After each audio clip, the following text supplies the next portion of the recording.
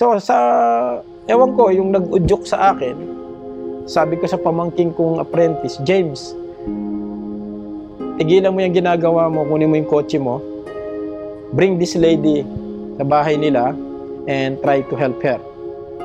Sa akin, sabi ng babae, how much will I pay you? Sabi ko, don't worry about paying me. Let's fix your problem first, no? Fast forward, 15 minutes later, bumalik ang James, kasama yung matanda. Nagalit ako kay James. Sabi ko, James, pinadala ko na nga sa yung ETPOS para hindi na bumalik yung matanda. Sabi ni James, Uncle, none of them fits. Mali pala yung baterya. Imagine mo, sabi ko, pinadala ko yung 3 baterya sa matanda, no? Anyway, to cut the long story short, in-assist namin yung customer, binigyan ko pa siya ng discount, hindi ko siya chinarge ng service, ng call-out fee. Alam mo, natapos yung araw na yon, the following day on the same time, may dumating yung customer na yon.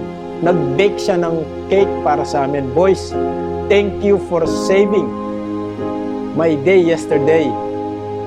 I bake a fresh cake for you.